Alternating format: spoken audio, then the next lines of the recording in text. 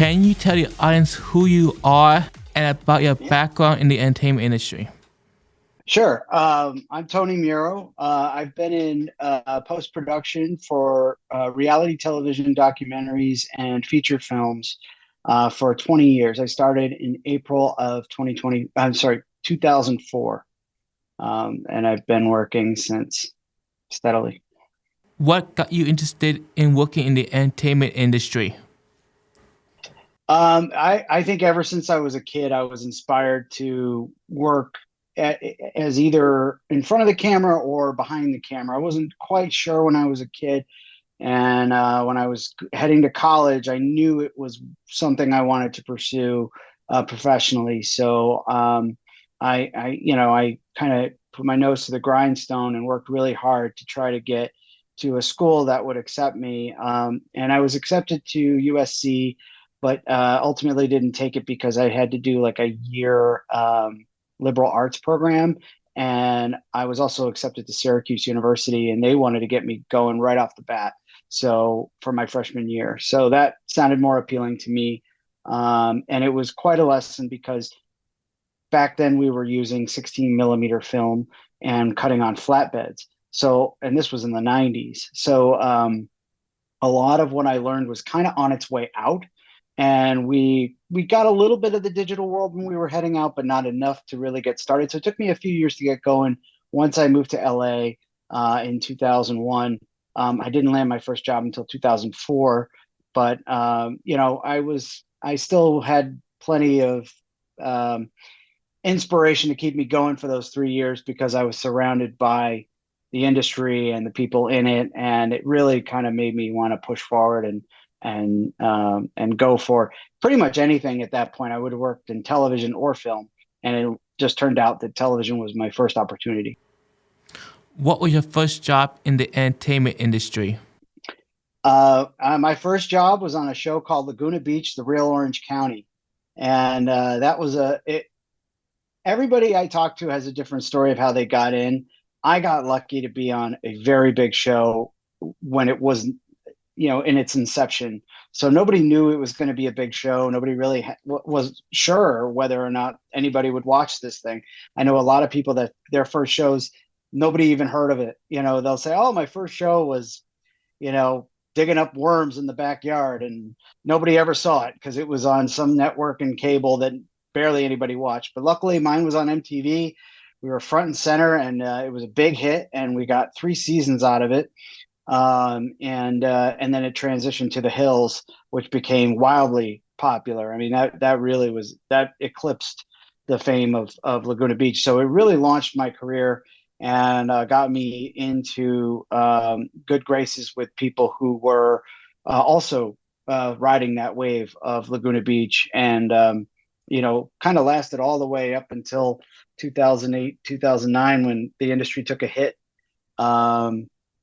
And then bounced back because of the strikes then. So, but yeah, that was my first job, Laguna Beach. What does a typical day look like for you on the job? Well, it's changed quite a bit since I started. We used to have to drive to the office, so that could be anywhere from driving right down the street here to Hollywood. I live in Los Feliz, so it could be right down the street in Hollywood, or it could be all the way like I did. I got on a show called Bar Rescue back in 2011. Another show I started on its inception, and it's still going. I'm still working on it. In fact, I'm working on it today. So 14 years later, 13 years later, we're still doing that show. But a typical day for me used to be a long drive to work or a short drive, get to the office, usually have your morning coffee with the other editors, and we all kind of, get our juices going by talking and giving each other ideas for things or whatnot. And then, you get in the edit bay and you work for a few hours, take a lunch break, usually go out to lunch with your friends and come back and finish the day out strong, usually wrap around 7 or 8 at night, unless the show is trying to hit a deadline. In that case, you're likely to spend anywhere from 8 till 2 in the morning, maybe 9. I'm sorry, 2 in the morning, maybe 3 in the morning. Sometimes I've I've worked a 22-hour shift before. So there have been days where I literally lived at the office. I was drinking coffee nonstop, just trying to get things out the door. But I was compensated. Overtime's great, especially golden time when you're working that much. But it's a two-part answer because now, since the pandemic, everybody works from home. You'll see I'm in my home right now. So a typical day at the office for me now is basically juggling my personal life with my work life. For Bar Rescue, we're given a week to cut our scenes. So I am right now I'm handed a scene that I have to finish by Friday afternoon or Friday evening. So I have all the time in the world to work from here to there. Now, that all depends on my sleep schedule. It all depends on, do I have doctor's visits this week? Do I have to go, all the stuff that we have in our everyday lives, exercise, making sure I get to the gym and making sure. So all the stuff I used to have to squeeze at the end of my days, I now can kind of integrate into my day as I'm working, which for a lot of us is great. So, and that's a lot of times we talk on Slack. I'll talk to my producers on Slack if I'm having problems with ideas and whatnot. And another thing to say about my typical day is and people used to argue, whether it's better to be in the office or better to be at home. And I said, well, you know what? I was watching a TV show at around 11 o'clock at night on Netflix. I saw something that one of the editors did, and it gave me an idea. And I immediately got up, paused the show, went to my computer, and I tried the same thing with my sequence. And I was like, oh my God, that was amazing. That worked so well. I would not have been able to do that in the office. I could only do that from home. So for me, it works so great. And sometimes I get a creative flow at like midnight. If I can't sleep, if I've got insomnia or if I'm struggling, I get up and I go to my computer and I start just messing around with stuff. And sometimes I come up with my best work working that late. And so then I'll take the morning off the next day and say, well, I worked last night. I got more done last night than I would have this morning and just go do my thing. So it's a long answer to a short question, but it's kind of complicated these days, combining your home life with your work life. It's almost all the same now. It's all kind of integrated in a way or enmeshed. What has been your experience being part of IATSE so far? Well, I put a pause on IATSE. I have I'm kind of go in and out with them. Um, as far as they go as a union, they do their best, but I have to say they have protected me from some employers that were not so great. And they stepped in and they took hold of a situation that was getting out of control rapidly, and they reined in the producers and said, you can't behave like this.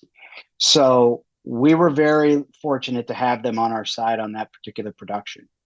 So that's a positive for them. Some of the negatives are they don't help you find work. They require you to have certain amount of hours in order for you to keep your pension and your health insurance going, but they don't help you find work. So that's a little kind of backwards, and it kind of gets in our way. They kind of prioritize scripted editors over reality and documentary editors.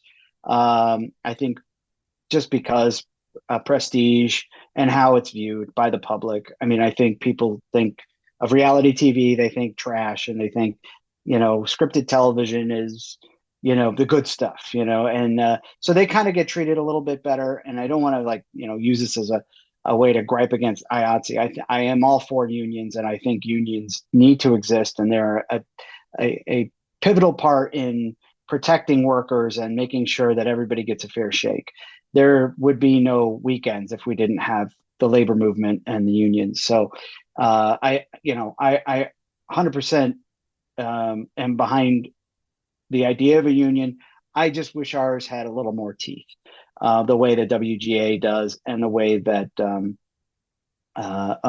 DGA and SAG. IATSE is a blanket. They they, as you probably know, they cover a lot of unions. My particular is Local 700. We're MPEG, Motion Pictures Editors Guild. And when I say I wish our union had more teeth, I'm speaking specifically for Local 700. I just feel like they have protected me in the past, but as time has worn on, going into the 2020s, I don't feel their presence as much anymore. I don't feel like they have the weight they used to have. And I would love to see more of that. I would love for people to push one to be represented better. I would like to see more editors in the union rather than outside the union. I feel like I am now outside because I don't see the benefit of paying dues if they're not going to help me find work. And honestly, I haven't, worked a union job since Love is Blind, which was 2 years ago. So it kind of, I really wish, IATSE and MPEG, and there might be political reasons for that. They may be getting a lot of pushback from the corporations.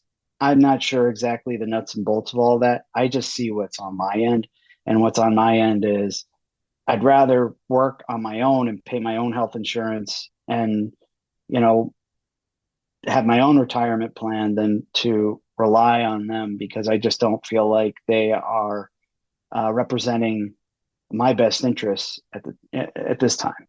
And hopefully that'll change. I mean, I think enough of us are wanting to see change, and I think that the union movement now is very, very strong across the board in all the industries. You're seeing the UPS drivers, the Teamsters, SAG, WGA. They really put their foot down. So I think we're going to see a lot of workers' movements and people wanting to be paid better and be represented better by their unions. So hopefully we'll get that too. Could you give the audience a little background on what the IATSE is? Well, as far as I know, IATSE is, like I said, it's like a blanket corporate or blanket, not corporation, blanket union that represents a wide variety of entertainment workers. I mean, you have everybody from cinematographers to set dressers to uh, um, editors. Um, I believe gaffers are in there. You name it.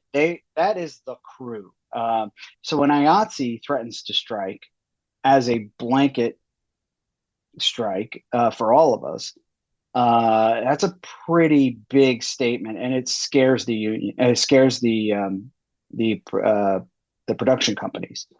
I think because more so than actors and WGA, just because of the sheer weight that they carry with all the crew members. I mean, nobody, you know, SAG can kind of survive in certain ways around, or I'm sorry, the production companies can kind of survive around SAG. Not so much with WGA, but they found their way around SAG a little bit. You had companies that were exempt from the union strikes, but IATSE is just it's a bull, and it's a very, very big uh, obstacle for corporations. I'll say corporations now because most of the production companies are now corporate. Um, for them to kind of finagle around, they really can't do it. So they try, like this summer, they they really put their best foot forward to avoid a strike with IATSE in the middle of July. And it started at first where it was, oh no, they're definitely going to strike, and by June, it looked like there was going to be no strike at all. Which, if they can avoid it and still get the workers what they're asking for, great. Um, and I kind of think that's what happened. I was kind of like loosely paying attention to it because I wasn't as affected as I was 2 years ago when we were going to strike.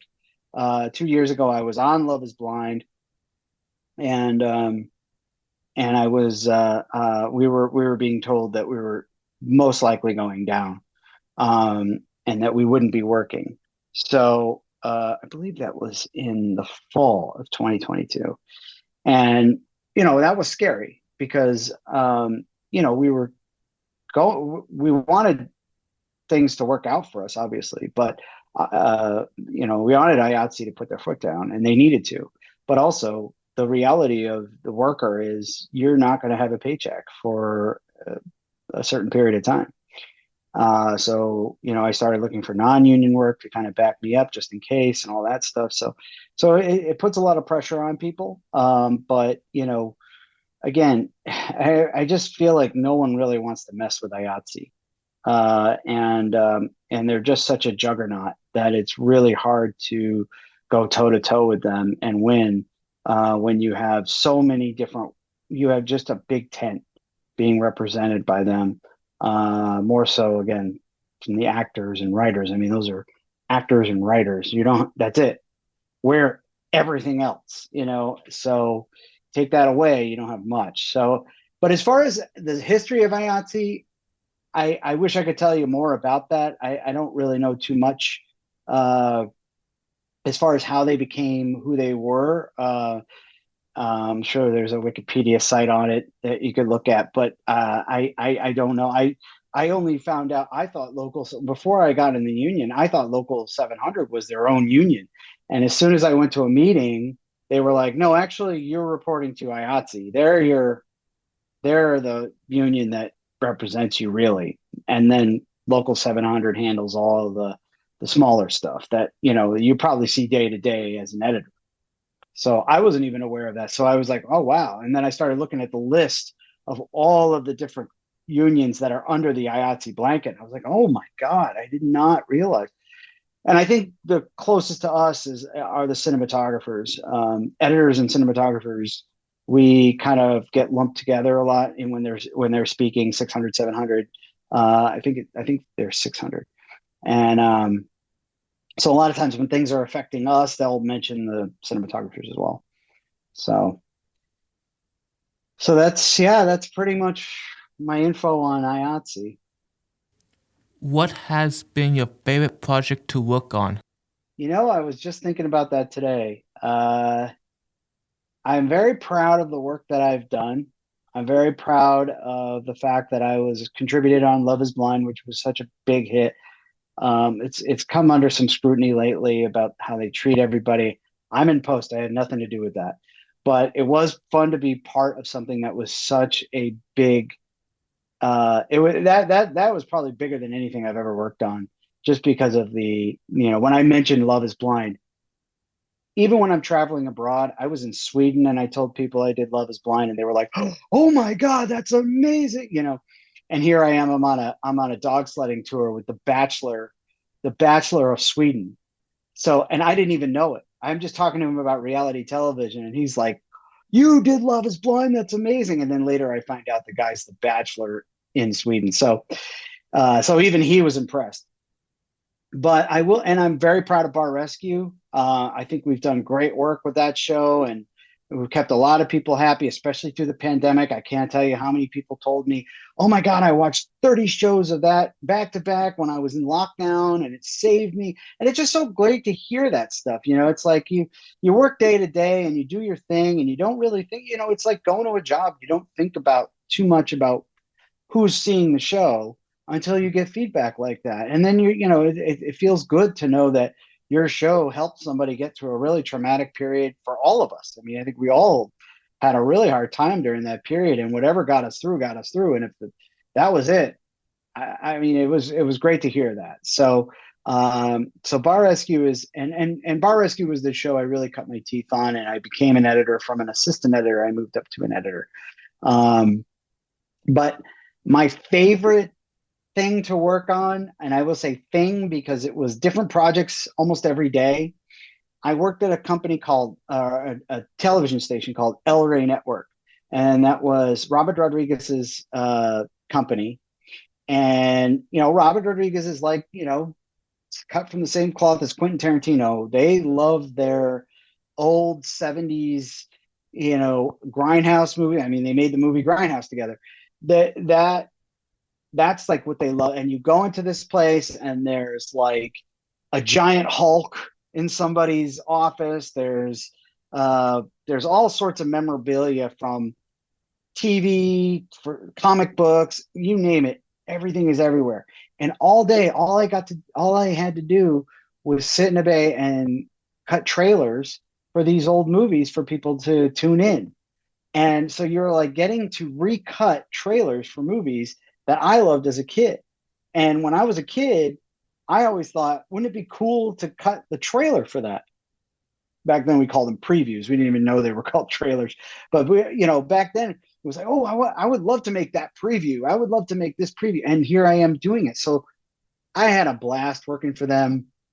They always had really cool projects. My first project with them was a festival that they did on television. And it was hosted by Greg Nicotero, who did a lot of special effects work with The Walking Dead. I mean, and he goes way, way back. I mean, he goes 80s,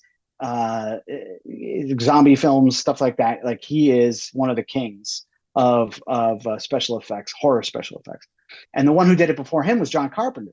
So I was part of this really cool collection of filmmakers submitting their work, and it was during Halloween, so it felt really cool to see all these like horror movies during Halloween time, really fit with everything, and it was a blast. And all the editors were super talented. I mean, editors that taught me so much more than I ever thought. I thought I was like, I've been editing for a few years. I know what I'm doing. And I go into the bay and I look at this guy's work, and he's got like 30 tracks of special of sound effects just for every little movement. He's doing RoboCop trailers, and they're just blowing my mind. So it was really cool to be around those people. It was really cool to submit my cuts to Robert Rodriguez and have him watch my work and give me notes. And the company was actually being run by Skip Chasen, who was the trailer editor for Tony Scott going all the way back to the 90s. Gone in 60 Seconds was one of his first trailers, and it blew the doors off of trailer. I mean, he really changed the game for trailers. He did that, and then he also did stuff for Michael Bay. He did the Armageddon trailer, a whole bunch of different trailers. I mean, this guy was the trailer king for years, and now he's just running things for Robert Rodriguez over at this company. We're doing trailers for him. We're also doing Lucha Underground, which was a really popular underground wrestling. It was like a wrestling federation. So lots of really cool stuff there, and that was by far my favorite. I didn't love the commute. We had to drive all the way to Santa Monica from Los Feliz, so that was an hour in, an hour out, 2 hours round trip just to get to work. And but it was worth it. I really didn't even think about it because I was so looking forward to going to work every day. And that's the kind of job you really want. But I mean, it only lasted a few years, and but man, those were some fun years, and I would kill to get a job like that again. To be working with a prestigious name and just having the freedom to do whatever we wanted and try to get crazy with our cuts. And Skip was always kind of guiding us with his input on everything. And you just learn a lot. You have fun, but the biggest thing I learned from that is the more fun you have, the more you learn, because your brain is engaged. You're not like sitting back just getting pushing the buttons, getting a paycheck. Your brain is engaged. You're wanting to impress people. You're wanting to show everybody what you can do, and also show yourself what you can do. I mean, more importantly, showing yourself what you can do, so that and everybody looks at your cuts and says, man, this guy's great, let's keep him around. And it just worked out so great for me, and it was the most rewarding experience. What has been your most difficult project to work on? Oh boy, you're gonna get me in trouble. uh let's see, the most difficult well, I won't name names. There was a very small production, a very small network that wanted to be like Bravo. And Bravo is very particular about their notes. They're very particular about how they want things. In fact, when you apply for a Bravo job, they usually ask you, do you have Bravo experience? Because if you don't have Bravo experience, they're most likely not going to hire you unless you know somebody and you can get in that way. just because their notes process is very extensive. So, anyways, this company, smaller company, wanted to be like Bravo and had really big ideas for what they wanted to do with the show, but they just didn't have it together. They didn't have their thoughts all. They had too many people coming, too many cooks in the kitchen, giving too many directions, and they were they were canceling each other out. So one guy would say, "We want this scene to take place in the living room." Another guy would say, "No, we want it out in the yard. We want it in the yard." So it was constantly nobody knew what was going on. We would get the cuts, or we would get the footage, and it would just be a mess. We had no way of putting these shows together. In fact, we got to a point where we had scenes all shot, and if they wanted to, they would move this scene over here and this scene over here and this scene over here and this scene over here. So, and then they'd say, no, none of that's so we would show up the next day and they go, you know what? Everything we did yesterday, we have to undo it and start over from scratch. After working 12 hours to get it to a certain place, they would make us rearrange everything the next day. And it would be like that for 3 months. And every day people started looking like zombies going to work. No one was excited to go to work. We would get calls on the weekend. Can you come in and work on the weekend? And sometimes you'd have to say yes because you knew the other editors were saying yes, and so you had to take your turn, go in on a Saturday and fix something. In fact, there was one time, I've never seen this before, and I hope I never see it again. We were going to air in a week. Now, before an episode is aired, it has to be colored and sweetened. And sweetened is like, a mix pass from the, Pro Tools.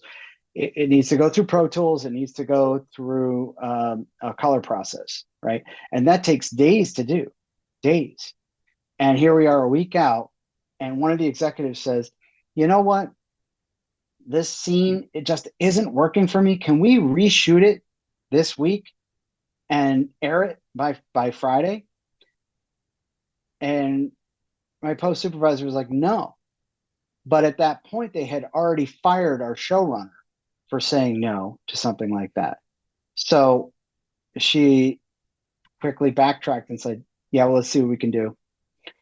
They shot it in one day. As expected, it was awful because anytime you rush a bunch of people to get out to a location and shoot something, it's not going to work. So they brought it back. They looked at it. They sent it to the network. We then had 2 days to get it colored and sweetened into air. And they said, the scene's not working. Just scrap it. Let's just go with what we had. So we wasted 3 days, 4 days shooting this scene, getting it back from the field, putting it into the system, cutting it, getting it out to the network for them just to say, nah, never mind. And that was the final straw for me. I was asked to be on for another month. I declined. I just took the month off because I was so burnt by that point. I don't think they're a company anymore. I really hope they're not a company anymore. I think they were folded into another because I don't watch television a lot. Like I don't watch like live television a lot unless it's like sports or something.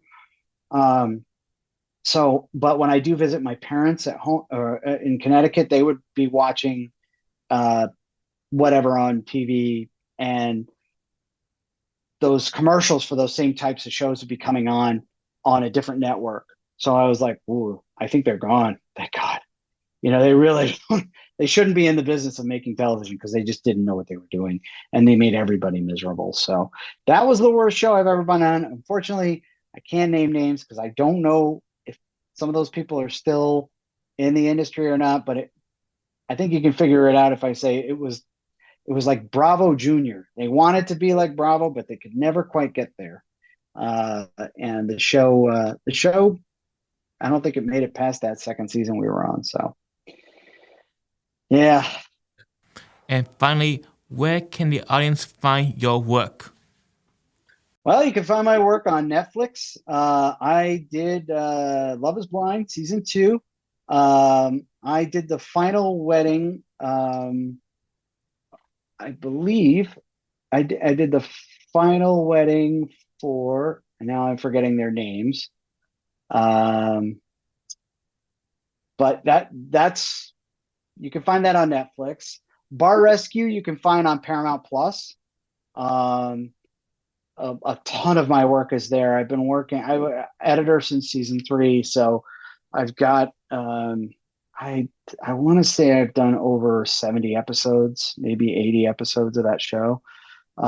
Just over 14 years. You and each season has about 40 episodes, so there's a lot there. And I want so some other shows you can catch. I've done Guy's Grocery Games, which is a big show on Food Network. Guy Fieri, I worked on that for 3 years. You can find that on Food Network. I'm not sure which platform they're associated with now because everything just moves around so much. But if you look up Food Network and where you can stream my work there. Also, Animal Planet.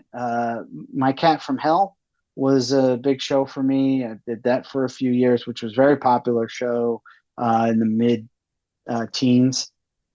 And Hallmark, I did the Kitten Bowl. I did 6 seasons of the Kitten Bowl. So uh, that was always a big hit on the Super Bowl Sunday. Everybody would be texting me, hey, we're watching your show, and that was a fun show to do because I wrote a lot of what the announcers were saying. So I got my chance at comedy and making kitten jokes out of football, and having names like oh, what was one of them? I'm forgetting now, but they were funny. They were really funny. It was a lot of fun to have. He paws it down to the that kind of thing, and he was making all sorts of fun kitten jokes. So I don't Hallmark. I believe that's another one. I don't know. It might be on Max. I think I saw it on Max last time. And again, all these companies are getting swallowed up so quickly. It's hard to keep track of where they end up. It might be on Paramount Plus, but also might be on. But I know my big ones are Bar Rescue on Paramount Plus, Love Is Blind on Netflix. Buy My House was another show I worked on Netflix. That's available there. And yeah, and if you wanted to check out the short film I did, we won the Golden State Film Festival, starring Allison Janney. We did a short film. I edited, produced, and colored this short film, and you can find that on Vimeo. It's called The Great Man Himself. Check it out. It's a cute little comedy about a guy in his 50s who thinks he's in his 20s, still auditioning for roles in Hollywood. And Allison Janney plays his representative who has had enough of him. So that was a lot of fun. So you can watch that there. And I think El Rey unfortunately is gone, so there's not a lot of. You can find my trailers at tonymero.com/editor. If you want to see some of the trailers I did for El Rey, they are up there as well as a link for the great man himself. So, uh, yeah, that's where you can find me. Okay, thank you. Thank you.